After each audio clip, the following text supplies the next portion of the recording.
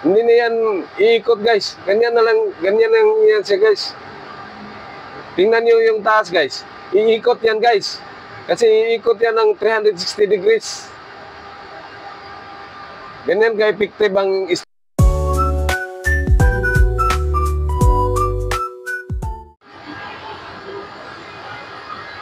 sobrang stricto dito guys. Tinitingnan lahat ng gulong mo guys kung maganda pa ba guys, makinis na guys, wala nang spike, hindi ka papapasukin dito guys. Kasi international port pala ito guys. Pero yung Lorenzo ay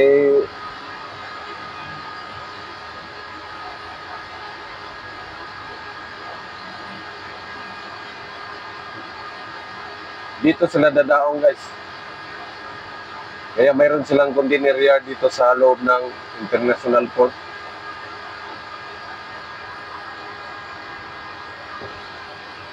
Noon guys, dito sa Cebu, ang international port ay doon lang sa may Cebu City guys. Doon lang talaga yung mga foreign vessel na dadaong. Pero ngayon, meron ng Cebu South International Port.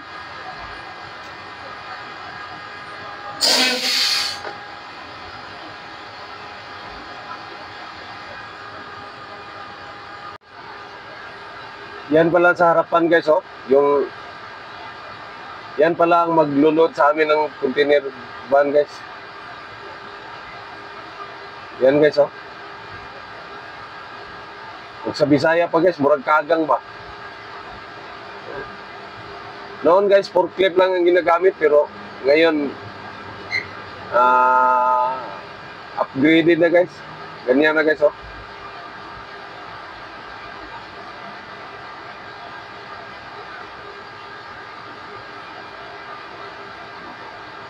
Ang advantage yan guys, kasi pwede yan pa ikutin 360 degrees guys.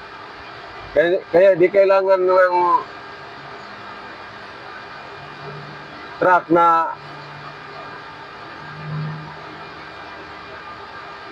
ikot-ikot para lang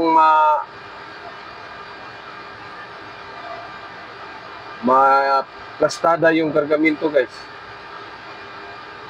Hindi na kailangan guys, kasi ang container guys, iikot yan ng 360 degrees guys. Tinatawag yan na stacker guys.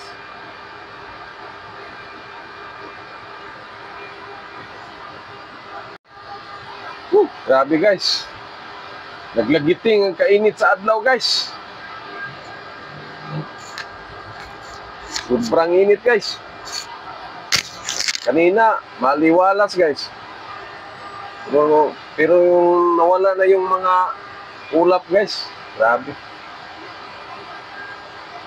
Sobrang init guys. Ganito talaga yung buhay namin guys dito. Buhay ng mga driver.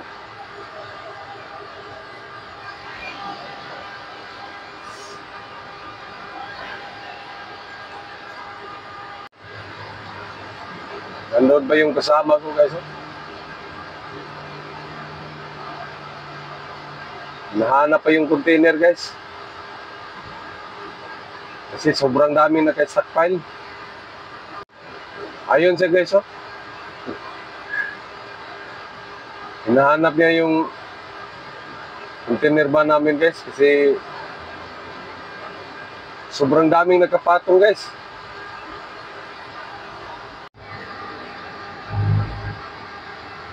Tingnan nyo guys, oh, kung paano siya kuha ng van guys.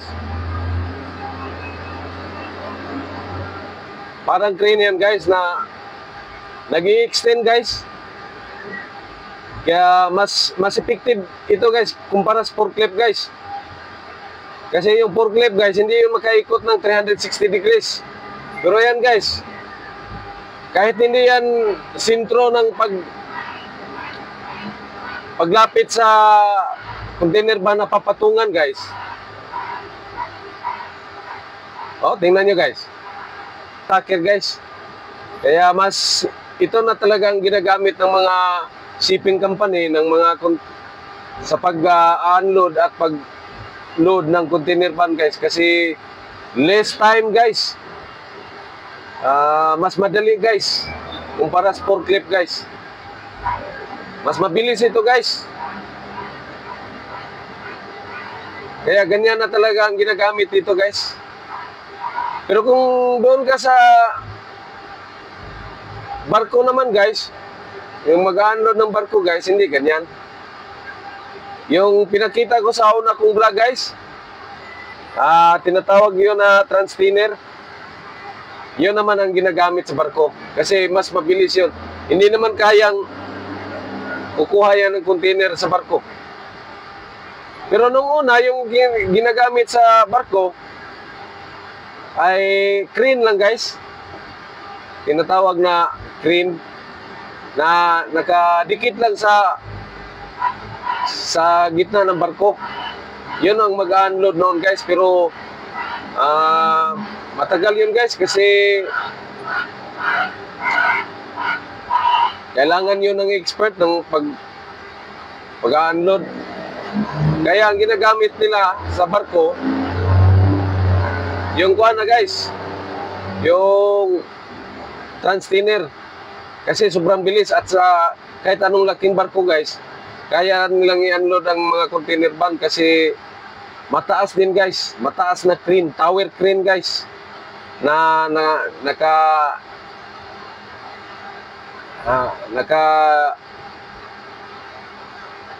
hilira lang sa gilid ng pantalan, guys.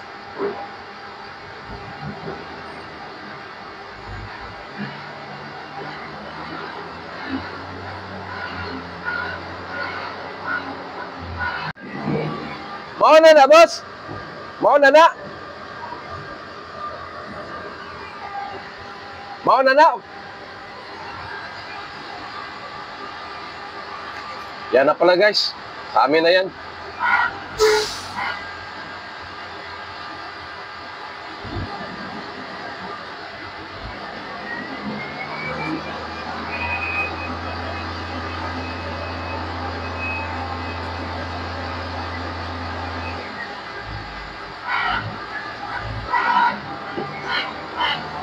Yan na, guys, amin na yan. Abante na ako, guys.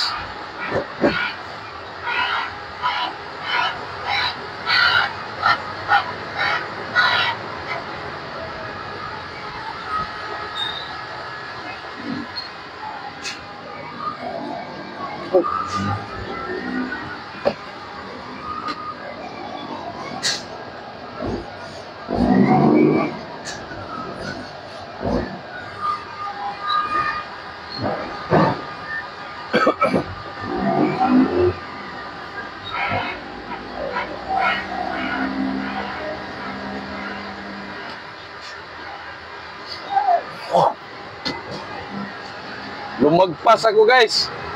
Pero walang problema. Kaya niyang mag-load kahit hindi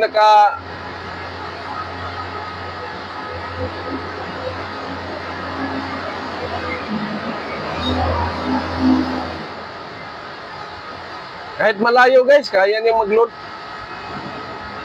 Yan, guys, oh.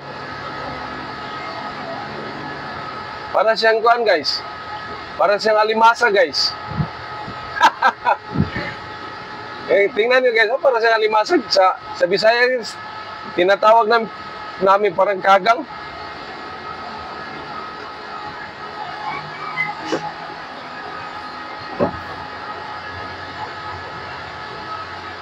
Patay kami nito, guys. Kasi parang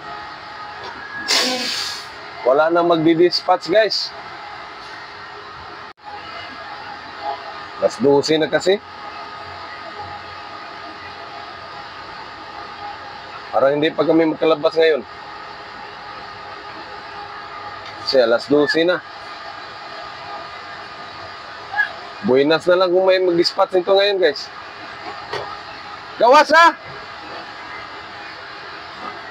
Hindi pa pwede dito sa loob mag-standby guys. Doon pa sa labas. At saka dito sa loob guys, hirap dito maghanap ng kainan guys.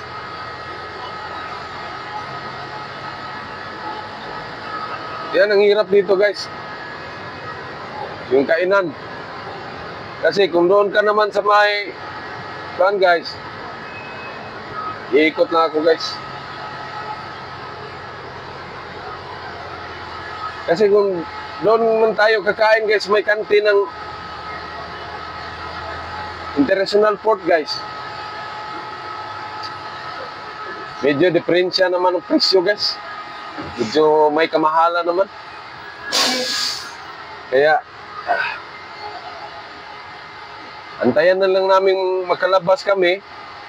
Tapos doon kami sa mga pungko-pungko guys. Sa Bisaya pa guys, pungko-pungko. Yung pungko-pungko, hindi. Sa Tagalog yan, ewan ko, tabi-tabi yung mga pagkain sa tabi-tabi guys ba? Yan ang tinatawag namin pungko-pungko guys, kasi affordable. At mura lang talaga guys. Mabubusog ka pa guys. Akala ko guys, okay na, makalabas na kami, wala pala. Kumakain na raw yung yung checker na mag-release sa dokumento namin. Talagang magugutom talaga kami rito. Ay, nako.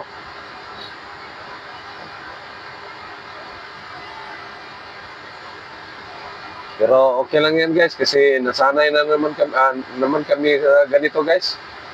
Kasi hindi talaga maiwasan na ganito. Magbaon sana kami guys. Kaso hindi namin dinala kasi kanina maaga pa man kaming umalis sa bodega namin. Hindi namin nagkalain na abutin kami na ganitong oras. Kaya nagsisisi na tuloy ko ngayon. Parang magugutom ako rito.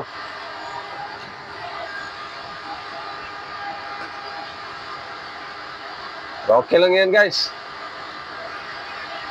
Ganyan kasi yung buhay ng mga mahihirap guys. Medyo tis-tis lang. Ganito na talagang buhay natin guys, mga Pilipino.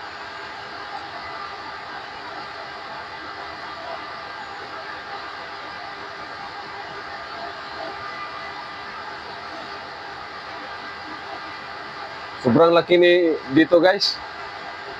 Kung lalakarin mo ito guys, mula rito palabas, medyo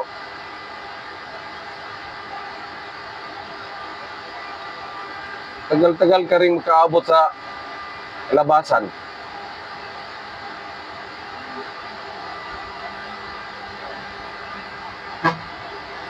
Oy!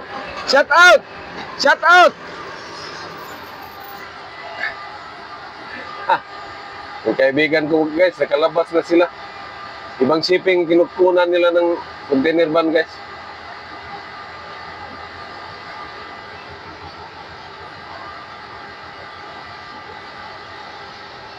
Tiis lang tayo ngayon guys.